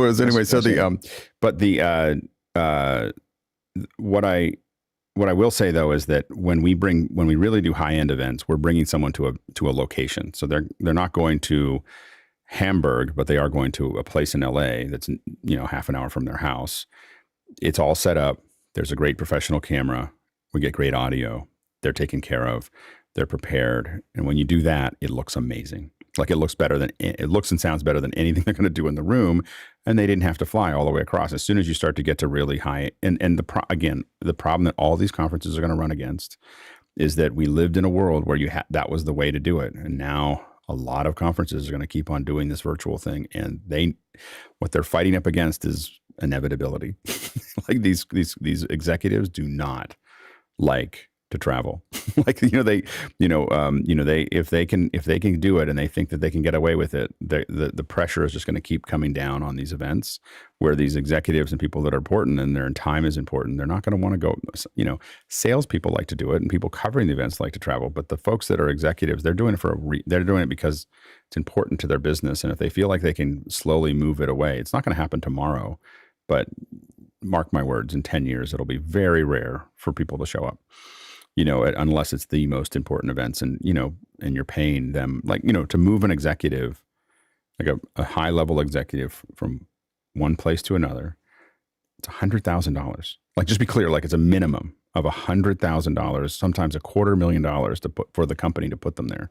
That's the thing that people don't kind of get their head around, is how expensive it is to move a Fortune 100 executive from one place to another, because they're not, a lot of them aren't going to use public, it's a private jet, and it's going to be, 5-star hotels, and then they have an entourage, and then they have there's a whole thing that happens to move them. And that's what's going to keep pressing down on, let's not do this anymore. Go ahead, John. I was just going to agree. We had our CEO fly out to New York to do a press junket, and he got bumped because of a Trump tweet. And that was enough for him to be done with remote travel. Yeah. And we built a studio on-prem. So it just gets down to what makes sense. And he's going to invest his time wisely. And if a meeting gets canceled and he's going to be sitting in a room 100 feet from his office, it's no big deal. But when he's on the jet flying to New York, it costs a ton. And I've designed studios that are sitting right outside the CEO's office has a door, and when they open it, it's a studio that was designed for them to show up in places, and that's what and that's what's coming, and the whole cost of that studio was like 2 events, and now they can just walk over. There's a team that turns it on, and they can start talking, and it's super low stress, and that's the future, and it's going to keep rolling that way rather than the other. And it was happening before COVID. It just accelerated. Next question. Next one comes to us from Nate Nicholson in Wake Forest, North Carolina. He says, what are the best, least expensive ways to learn new gear if you are a freelancer and can't justify spending big dollars to buy your own? Go ahead, David. Well, if the new gear is just new to you, I would say volunteer opportunities, whether it be house of worship, schools, public access TV. The other thing to consider would be talk to your accountant, because as a freelancer, you should be able to write off a lot of those spends, I would think. But just don't pass up opportunities. They might not be as obvious as they seem. Go ahead, John. I agree. Volunteer as much as you can. Get connected with local groups, local companies that are doing productions or things that you're interested in. And then also look at rental options. You can just pick something up for a day. There's websites that offer rentals of different gear if you really need to get your hands on something that may not be available locally. Good, Courtney. Well, the absolute cheapest method is to RTFM. Read the freaking manual. Download the manual. Go to the manufacturer's website for whatever equipment you're going to be using. Find their support page and download their operation manual and read it. You'll find that you familiarize yourself with that equipment possibly more than a lot of the people that are already using that equipment. So that's a good source of information. And then once you have that knowledge or have familiarized yourself with that hardware, find a forum online that people are asking questions about that specific piece of hardware, and you'll pick up some tips and tricks and run into the roadblocks that a lot of other people have run into, and the solutions proposed by the members of that forum can be greatly helpful. And like they said previously, John Wallace and David Brady, is if you can rent them locally, that might be a cheap way to get started before you invest in buying that equipment. Good, Roscoe. Wake Forest is a college town, so I'm going to hope that even the community colleges got a lot of COVID money, so a lot of really nice equipment has been purchased recently. So I would maybe wander over there and just see what's around, and if you can be helpful, they may give you access. Go ahead, Bill. I just wanted to expand on the rental idea. It's not just you're not renting the equipment, you're renting the beginnings of relationships, often with the rental people or institutions in your town. I know I got to know really well the rental houses in my area. And if a new piece of equipment came out and I was interested in it, I would call John, the rental manager, and just say, hey, is there a period of time, can I grab it for a Sunday or something like that and just familiarize myself with it? And he would, in the back of his head, knew how much I was spending in the rental house and said, absolutely, just come pick it up, take it for 3 or 4 days, get to know it, and then bring it back when you're done. Relationships with the people who have access to this stuff is critical if you want to learn and be a professional in this business. Yeah, I mean, House of Worship is where like half of us learned how to got started. like just to be clear, like House of Worship is this giant training system for AV folks, and so that's one possibility.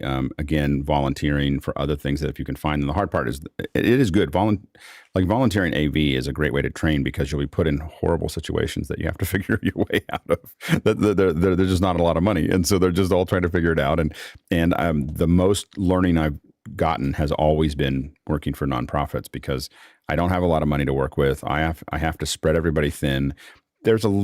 Oftentimes there's a little bit more flexibility. Like if something doesn't work perfectly, they're just really glad you're there. And if they're not, you never work with them again because you were doing it for very little money. So you have a lot of better places to experiment. The other thing I would recommend is thinking about PAing, just PAing, especially corporate events. We had a PA that's just signed up. We paid him PA rates. He just showed up because he had an extra day off and was, wanted to, I tweeted it out. He wanted to meet me at the time.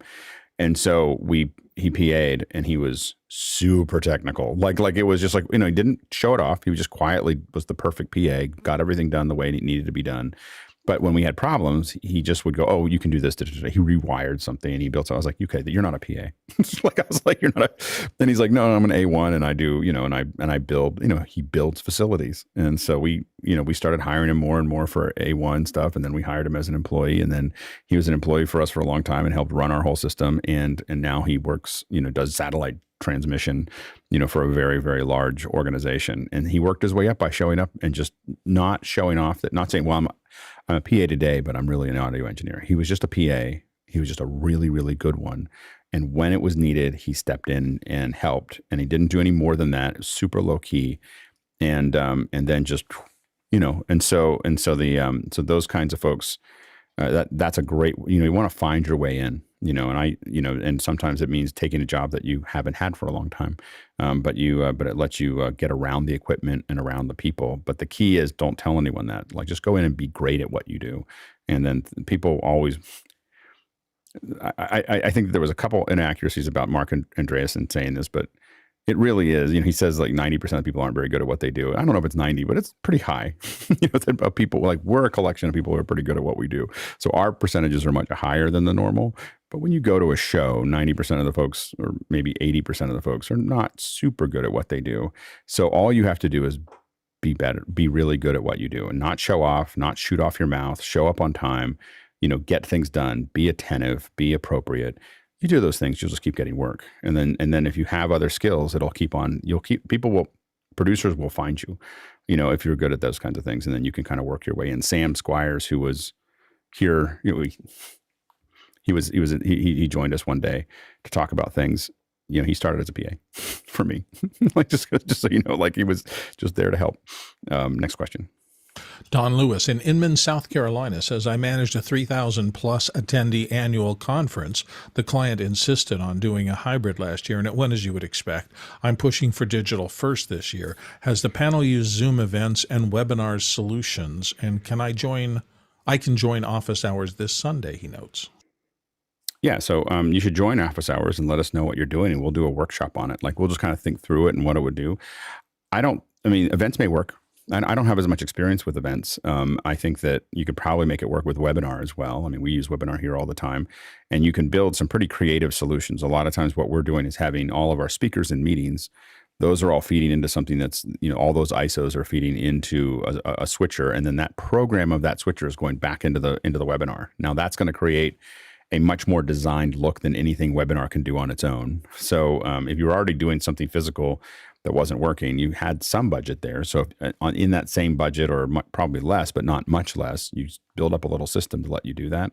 And we can talk about how that works on Sunday. But I think that even just in a simple webinar platform, you can get a lot done, with what you're doing. And you can set it up so that you have two-way with the folks that are in the webinar and all those things. So it works out really well. Hybrid. Next question. Next question is fun. Eddie Scott, Mission Viejo, California. For Alex, can we all get office hours charge cards, please? It's not a charge card. It's an ATM card. There's no credit. There's no credit to that card. I have to put money into it every time I want to use it, which is why I'm not working on my studio at the moment, because I was like, I've been thinking about the studio. So we will have another hour at some point where I give you an update of where I'm at. So I've been kind of fiddling with it, but it's gone slower because I didn't have any allowance left. Next question.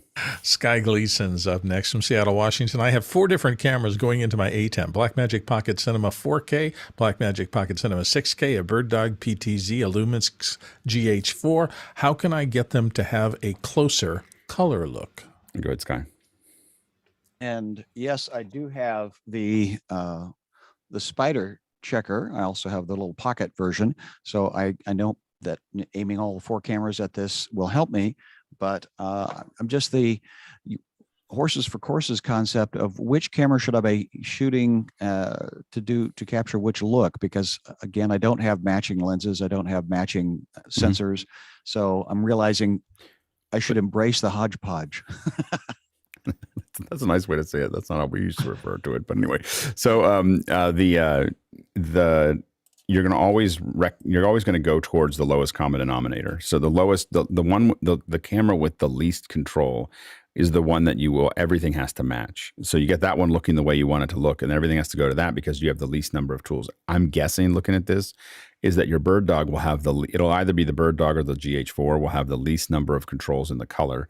So you'll have to get one of them you get one exactly the way you want it to look. Yeah. And then every camera has to match to that. Now you can use that chart to match them, to get, you can just put the 2 of them over top of each other, look at them or side to side and figure that out. Generally, you're going to eventually want to put a person in front of them to make sure that the skin looks right, because that's all that really matters. And so I would pull those together. The other thing that you can do is put a LUT box in line. This is what we do. So this is the more complicated, more expensive way to do it. It's not a lot, but basically we were using these 6Gs from these HDMI to SDI or something like 6G converters, but they have you can load a LUT into the Blackmagic box. And so then what we do is now you can take it into each camera output into Resolve using that chart, and you can correct them all to each other. And then you load the LUT that corrects from wherever they are. It's nice to get them close so you're not pushing an 8-bit signal too far or whatever, but you basically get them all in the same rhyme. The only one I don't know about is the bird dog. You don't want to use NDI. You want to use it's hard, but I also realize that I'm bringing a GoPro in possibly, and that doesn't matter. Really doesn't matter. That will be the lead. Then everything has to match that. But you have much more power in the way that I'm talking about it if you get a bunch of boxes that have LUTs. So it could go through a video assist. It could go through, there's a bunch of different ways to do it. But you can basically, what you want is you got to be able to apply a LUT somewhere between them and the switcher, so that you can, you can't change it later. So you have to be very careful about how you do this. I mean, you can, but it takes a long time. Like, this isn't like you're shading cameras.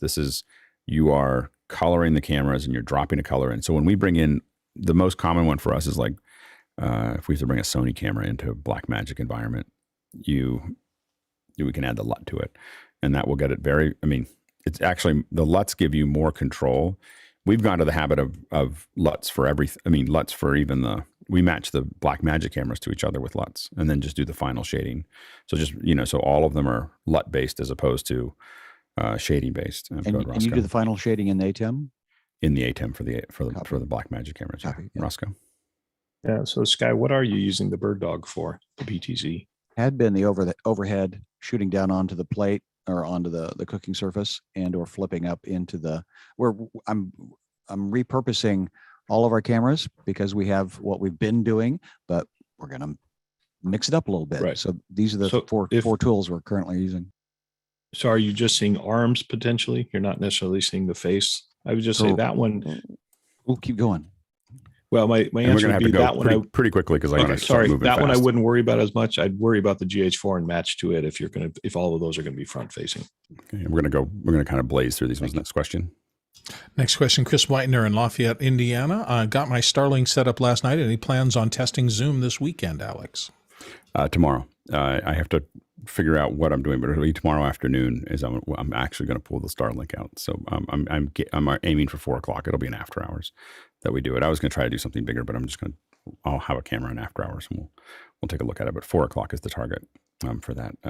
So stay tuned. Next question. Robert Soji in Los Angeles up next. When connecting the HDMI output on my 2019 MacBook Pro into my ATEM Mini Pro, what display profile should I select on my MacBook Pro?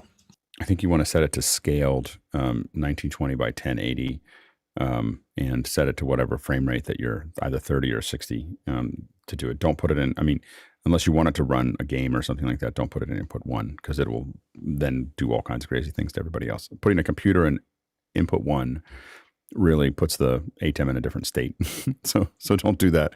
And put a camera in input 1. Go ahead, Courtney. And if you can choose a color profile, set it to Rec 709, probably would be the safest. Yeah, absolutely. Next question. Nate Nicholson, Wake Forest, North Carolina. Are there organizations out there that focus on supporting freelance technicians, specifically those serving the events industry? Office hours. That's what we do. I don't know of any other. I don't know of any other organizations that are supporting them directly as much as we are. I mean, that's part of why we are here, is to help folks that are on their own. When you work in a big company, you have a lot of other people to ask, but I would get more involved here. There's a lot of pretty cool projects and people, that are hidden, all through this. So in after hours, and I mean, the one thing I would recommend is just sitting and listening to after hours, joining teams, volunteering for Tony Mobley's project or the Belfast Method, or many of the other projects that are coming up. Join this little editing team, that we, not little but small editing team that we use for this. So that's going to keep getting bigger. But I don't know of any other real organizations that really do this. That's part of why we made it. So next question. Andy Kokendorf of Viera, Florida. Are there any known issues running Zoom ISO on Mac OS Monterey? Successful for us at the moment. That's what this OH program that you see is coming out of Monterey Macs that are running ISO. Yeah, go ahead, Bill. Yeah, I just note that there's always this weird little curve. It's a spike and then a fast roll-off of things when a new OS is released. Everybody looks for problems. They usually find some, but Apple, and I think most other companies nowadays, are really good at addressing their initial bugs to tamp down the questions about them. They don't generally last a long time, and most software now, after the first 2 weeks, I think, of its life, tend to be pretty solid. I would say that the best time to upgrade to an operating system is at WWDC for the next one. Like 9 months is Monterey has been a disaster for me. I have to admit that I got into it early because I wanted to use some of the new Keynote stuff that was there, and you had to use Monterey for that. And it is if I do, I won't ever do that again across the board. so it's like it's still problematic, but it just has gotten better in the last couple of weeks. So I would say longer than 2 weeks to make that all work. Next question. Ernest Floyd in Bastrop, Louisiana is back. I have a conference room I need to set up for Zoom. Customer already has a Brio, so I will need microphones and speakers. The room is 9 foot by 12 foot by 8 foot with an 8-seat conference table, and he's got a $1,000 budget. Go ahead, John. I don't think you're going to hit the budget, but I would look at D10 or the Crestron Hudleys. Both of those are really great products for Zoom rooms. Even that camera with that size of room, I don't think it's going to be a great experience. Yeah, it's going to be hard. Next question. Next one comes from Ben Varnu in Rosemont, Illinois, and he says, sorry if you've answered this 100 times. This is my second office hours. Welcome, Ben. How do you force Zoom to accept 1080p? I was able to occasionally get 720 with the Polycon app and Zoom's SIP H232 room connector.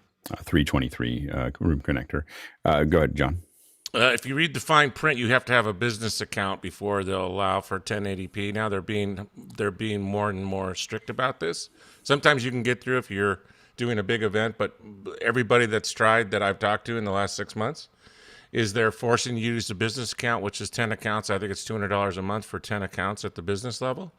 And then you got to request to have 1080p, and then you got to turn it on, follow these easy 17 steps in multiple places to enable 1080p. Yeah, it's a process to get the 1080p, and it took me months to get through it. Next question. George Butters in Halifax, Nova Scotia. Are there times when you'd rather use analog than digital, and if so, why? Go ahead, John. I'll speak a little more from the music side, but I love analog keyboards and I love analog guitar amps. Go ahead, Courtney. Yeah, when you need zero latency, where any kind of delay would create echo or confusion or synchronization issues, analog's the way to go. Next question. Douglas Carmichael says, after watching Espen Craft's video, and he's got a link there, I see the advantages of multiple key beds.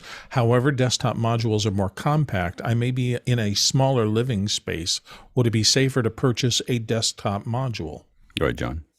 I think both are fine. It really comes down to what your workflow is, how comfortable you feel with it, and can you be creative interacting with that device?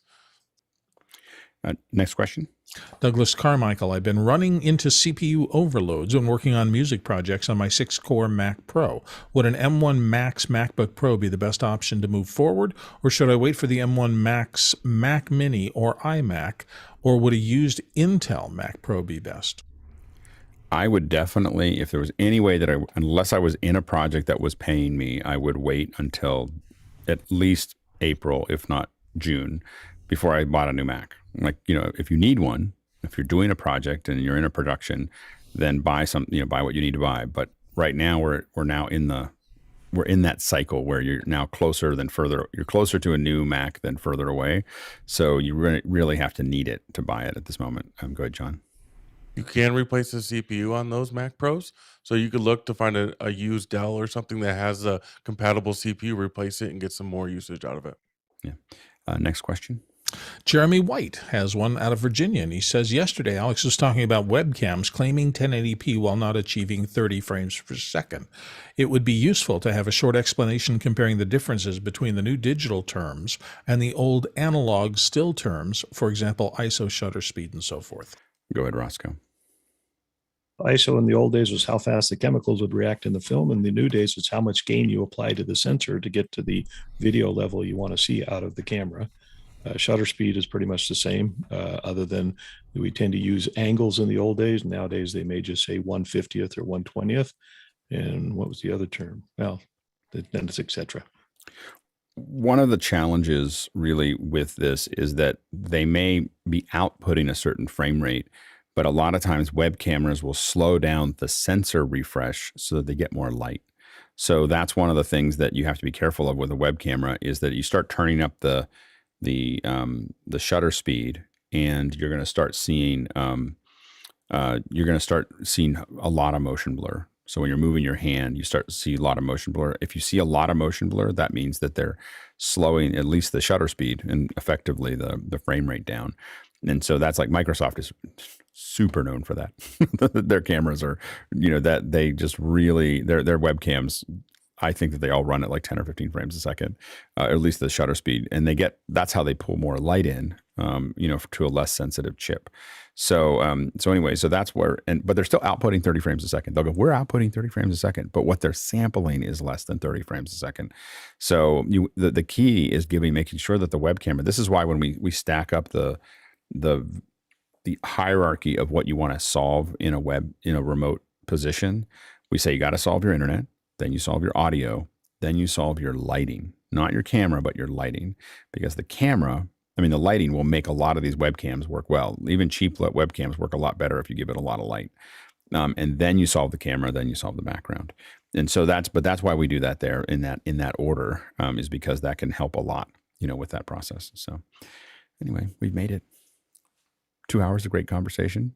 I blame all the producers and all the panelists for it. Really, really great set of questions today, and great answers. It's good seeing all of you. Thank you to the panelists. We can't get this done without you.